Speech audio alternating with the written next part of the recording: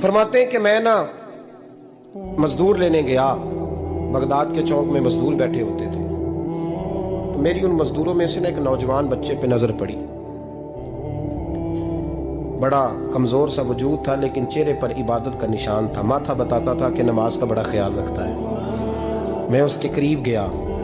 चेहरे भी बड़ा कुछ बताते हैं ना, चेहरों में भी बड़ी रानाई होती है। फरमाते मैं करीब गया, मैंने उसको कहा बेटे मजदूरी करोगे? तो कहने लगा मजदूरों में बैठा हूँ तो जरूर मजदूरी के लिए ही तो बैठा हूँ। तो मैंने कहा कि चलो फिर। कहने लगा नहीं, मेरी कुछ शर्तें। मैंने कहा बताओ? कहने लगा पहली शर्त यह है कि लोग 4 दिनार दिहाड़ी लेते हैं, मैं 3 दिनार लूँगा। मैंने कहा यार भाई तो बड़ी बेहतरीन है, बाकी भी इस तरह की रख ले। उसने कहा हुजूर दूसरी शर्त यह है कि मैं आपकी मुकम्मल बात मानूंगा, लेकिन जब अजान हो जाएगी फिर आपकी नहीं सुनूंगा। तीसरी बात उसने ये की कि हुजूर मैं आपके घर में काम करूंगा पर आपके किसी सवाल का जवाब नहीं दूंगा। कहते मैंने कहा यार तू बड़ा अजीब है, शर्तें तो मालिकों की होती हैं।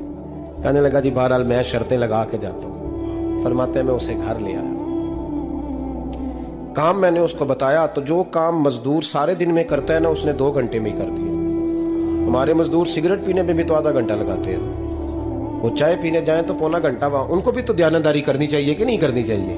ने मुआहदा किया है ना जी, तो पूरा उतरना चाहिए ना।